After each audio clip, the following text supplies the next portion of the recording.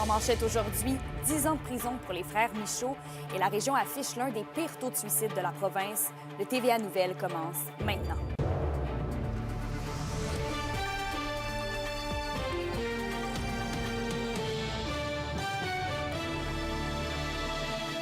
Bonjour tout le monde, merci d'être avec nous pour le TVA Nouvelles.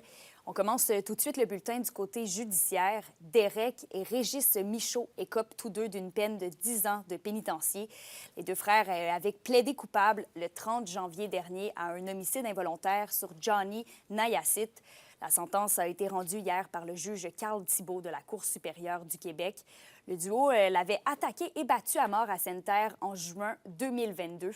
La décision de la sentence a été prise après 3 ans de saga judiciaire et quelques reports dans les procédures, notamment en raison d'une évaluation psychiatrique de Derek Michaud à l'Institut Pinel en juillet 2023. Triste constat maintenant, l'Abitibi-Témiscamingue est la 3e région du Québec avec le plus haut taux de suicide pour 100 000 habitants, d'après une étude de l'Institut national de santé publique du Québec. La région enregistrait environ 21 suicides par tranche de 100 000 habitants, ce qui est largement au-dessus de la moyenne provinciale chiffrée à 13.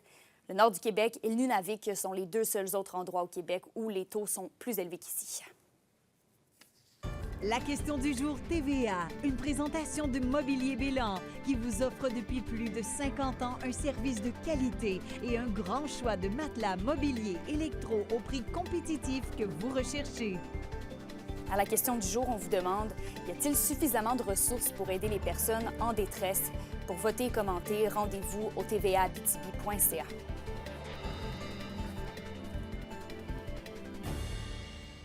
Du côté d'Amos, une entente de principe a été conclue avec les salariés col bleu, col blanc et professionnels du syndicat canadien de la fonction publique. En 12 jours de négociations, la nouvelle convention a été adoptée à 92 % par les employés. La flexibilité des horaires et l'optimisation des services aux citoyens ont entre autres fait partie des points abordés. Revirement de situation dans le dossier des tarifs douaniers au Canada. On apprenait hier que l'administration Trump offre 1 mois de sursis au Canada. Donc, la décision d'imposer des tarifs douaniers de 25 % est reportée pour le moment. Mais reste qu'avec cette menace d'imposition, on s'est demandé quels impacts ça pourrait avoir sur le portefeuille des gens d'ici, de la région. La réponse avec un conseiller en sécurité financière de la SAR. Conseiller en sécurité financière. Tu travailles tous les jours avec des gens qui gèrent leur portefeuille, gèrent leurs finances comme ils peuvent. Est-ce que tu le vois ces temps-ci? Les gens sont peut-être un peu plus stressés avec leurs finances dans les temps qui courent? Oui, depuis le mois de novembre, je vous dirais, depuis que Donald Trump a été annoncé élu, les gens ont un petit peu des craintes là, par rapport à ce qui s'en vient en janvier qui a été fait. L'élection a été complète, là, donc ça a été fait depuis quelques semaines. Là, donc c'est certain que les gens ont peur. Oui. Et est-ce que tu penses que c'est justifié, cette peur-là? Est-ce que tu la comprends et est-ce qu'effectivement, il y a un certain risque à quelque part? Oui, c'est sûr que moi, je la comprends aussi, puis j'essaie de diminuer un petit peu le risque de tout ça par rapport à la peur des gens, parce que c'est certain qu'on ne sait pas ce qu'il peut décider comme décision financière. Comme là, en fin de semaine, il y a eu une décision qui a été faite, comme on le sait depuis quelques semaines, mais ça a été décidé des hausses des tarifs douaniers, donc c'est sûr que ça amène des craintes pour tout le monde. Là. Puis, les gens ici, bon, on parle souvent de ce que le Canada peut faire, ce que les États-Unis vont faire. Qu'est-ce que les gens ici, en Abitibi-Témiscamingue, qu'est-ce que nous, on peut faire, peut-être? Bien, le gros impact qu'on peut avoir en tant que consommateur, c'est vraiment de regarder ce qu'on consomme aussi en tant que produit, de vérifier, de ne pas encourager soit les États-Unis sur les produits qui sont achetés, puis acheter local, Canada, Québec, donc s'assurer d'acheter les produits de nos producteurs d'ici. Ça fait une différence quand même. La symbolique est importante, puis le petit geste, tous les petits gestes sont bons, j'imagine, dans cette situation-là. Mais oui, c'est certain. Puis on le sait en Abitibi, mais on connaît tous nos producteurs, nos marchands locaux, donc c'est intéressant de les encourager de plus en plus pour leur dire, regarde, on est là pour vous, puis on veut ne pas encourager nos voisins du Sud qui nous chargent des taxes de plus, puis on va encourager vraiment plus local, même si ça peut des fois coûter un petit peu plus cher qu'un produit américain, mais la qualité va être là. Puis nos marchands locaux vont être vraiment heureux d'être encouragés.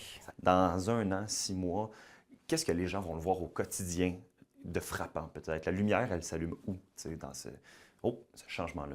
Bien sûr que ce matin, on l'a déjà vu, le dollar canadien a déjà diminué, une grosse baisse, le taux le plus bas depuis une vingtaine d'années. Donc ça a déjà un gros impact, là, ce que Donald Trump a décidé de faire avec ses tarifs.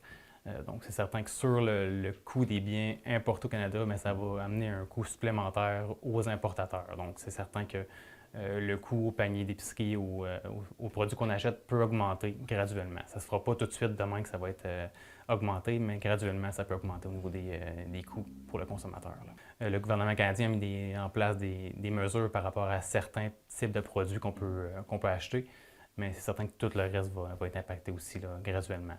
Puis si on fait des changements, mais comme on dit les marchands locaux, ce n'est pas de faire un changement pour se faire un petit pansement présentement, mais c'est de le faire à long terme, puis de continuer à encourager les producteurs, même si, exemple, Donald Trump décide d'arrêter ses tarifs, puis tout ça. Donc, on ne sait pas combien de temps ça peut durer, mais continuer à encourager local, c'est ce qui est la meilleure solution, je pense, là, pour éviter tout ça. Puis, tu sais, toi, tu travailles ici en Abitibi-Témiscamingue, tu es à la Sarre, tu connais ton monde ici. Est-ce que tu as une crainte pour les entreprises de la région? Est-ce que tu le vois venir, peut-être, un coup dur pour ces gens-là? Non, pas nécessairement. Je dirais que c'est vraiment, il faut garder le focus sur l'économie là, qui est quand même canadienne, qui va rester fort pareil, mais c'est certain qu'on peut peut-être voir si ça va impacter là, graduellement le marché canadien, mais on ne sait pas ce qui va se passer là, non plus. Donc, Parce que des fois, on se dit, on est en Abitibi-Témiscamingue, on est à la Sarre, on est loin de tout ça, on est loin de New York, on est loin de la bourse. Mais attention, l'impact est le même. Est-ce qu'il faut le rappeler aux gens? T'sais? L'impact est le même, puis nos entreprises, nos grosses entreprises, ils ne font pas juste affaire en région, ils font affaire dans le monde. Donc, c'est certain que les Américains dépendent beaucoup du Canada au niveau de leurs produits. Donc, c'est certain c'est un gros partenaire économique, mais il faut que les entreprises ouvrent leurs horizons aussi, puis regardent un petit peu les autres marchés aussi, aider le Mexique qui va être impacté par ce que les États-Unis décident. Donc, c'est peut-être voir d'autres pays qui peuvent être des partenaires économiques là, par rapport à ça. Ça coche. Merci beaucoup. Merci beaucoup. Merci à toi. Le mois de février est consacré à l'histoire des Noirs. Notre collègue Anthony Dallaire est allé à la rencontre de Aimé Pingui, président d'Africulture Production, un organisme qui planifie des événements pour célébrer la culture africaine. C'est quoi le travail qui reste à faire pour améliorer le vivre ensemble? Oui, en parlant de vivre ensemble, je me dis toujours qu'on vit mieux ensemble lorsqu'on prend l'occasion, on prend le temps de se connaître, au fait. Autant que moi, je suis curieux d'en savoir un peu plus sur la culture québécoise, autant que j'attends que les Québécois des souches prennent le temps aussi de découvrir notre culture. Plus ils nous connaissent, plus ils vont nous comprendre et plus les vivre ensemble sera meilleur, au fait, d'après moi. Est-ce qu'être noir et vivre sa culture, c'est quelque chose de facile en Abitibi-Témiscamingue en 2025? Ça dépend de l'aspect de la culture qu'on veut vivre. En fait, nous, avec Africulture, quand on parle de culture, on voit plus le côté artistique, en fait. Donc, c'est facile, à la fois difficile dans la mesure où on ne trouve pas d'autres partenaires avec qui partager cette culture. Donc, on ne peut pas les vivre seul. Il y a peu de gens avec qui la partager. Donc, on ne peut pas la vivre seul, mais on peut la vivre avec les gens qui sont en Abitibi-Témiscamingue. Effectivement, donc c'est ça la démarche de vouloir la partager avec les Témiscabitibiens, en fait, à travers des événements culturels, d'échanges et de partages. Vous êtes président de l'Afrostival, un festival fait par les Africains pour les Africains. Donc, vous avez des retours là, de la communauté, mais quels sont les retours de la communauté non racisée par rapport à ce type d'événement-là? Nos efforts, c'est de pouvoir présenter à la communauté non racisée la culture africaine. En fait, notre démarche, c'est vraiment de montrer aux autres notre culture. Donc, ce n'est pas une activité ouverte, réservée aux Africains d'origine, mais c'est vraiment à tout le monde. Et la population l'accueille bien. La population est bien curieuse et nous aimons ça parce que déjà, au quotidien, au travail, les gens nous posent plein de questions sur l'Afrique. Et à travers nos événements, nous leur offrons l'opportunité d'en découvrir plus et de répondre à ces questions. Est-ce que vous vous attendiez à ça, cette ouverture-là? Un peu, parce que je trouve quand même, je ne sais pas, je trouve la région ouverte. Le Canada en général est ouverte à d'autres cultures. Déjà que je voyais qu'il y avait plein d'événements latino-américains et qui avaient bien de la place, bien acceptés, je me disais que sûrement que la culture africaine pourrait être acceptée. On a aussi été inspiré par les films sur Wakanda. J'ai vu que c'était bien accueilli. Je me dis, ça veut dire que la culture africaine pourrait être bien accueillie dans la région. Et puis, on a commencé à faire des événements, défilés de mode, et puis les gens viennent participer. Et c'est positif, en fait. Et qu'est-ce qu'on vous souhaite pour les dernières semaines du mois de l'Histoire des Noirs? Un bon mois de l'Histoire des Noirs à tous. Et on souhaite juste que les gens prennent le temps de chercher les histoires positives en fait, sur la contribution des Afro-descendants à la culture et à la communauté canadienne et québécoise. Pour une nouvelle importante à nous communiquer, contactez-nous, nouvelles au pluriel, @rncmedia.ca, par téléphone au 1-866-463-4636 et notre site web tvaabitibi.ca.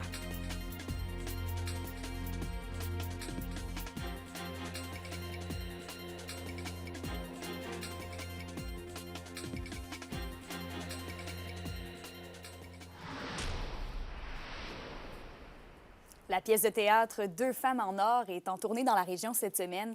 C'est l'adaptation libre et contemporaine du film culte de Claude Fournier, sorti en 1970. La pièce explore avec humour des thèmes comme l'amitié, la sexualité et l'ennui du quotidien. Ce soir, elle sera présentée au Théâtre du Cuivre de Rouyn-Noranda et demain au Théâtre Télébec de Val-d'Or. Le Fonds de l'athlète de l'Abitibi-Témiscamingue a profité de la finale régionale centralisée des Jeux du Québec au Témiscamingue pour remettre 23 000 $ en bourse. 32 athlètes de la région, considérés comme des espoirs provinciaux, ont donc reçu des montants variant entre 500 et 2 050 $. C'est l'une des plus grosses remises de bourse de l'histoire du FAAT. Le Fonds de l'athlète régional conclut son année financière avec un total de 35 500 $ remis à 48 athlètes. À la météo aujourd'hui, on risque d'avoir un petit peu de neige avec des températures stables de moins 14 degrés partout en région. Et pour ce soir et cette nuit, ça se couvre avec un dégagement en fin de nuit, minimum de moins 26 degrés Celsius pour l'Abitibi et de moins 24 pour le Témiscamingue. En terminant, une nouvelle station d'échantillonnage de la qualité de l'air s'ajoute à celle déjà en place à Rouyn-Noranda. Elle est située au nord de la Fonderie Horn, à proximité de la rue des Lilas. Sur ce, passez une belle journée sur nos ondes. On se retrouve tout à l'heure.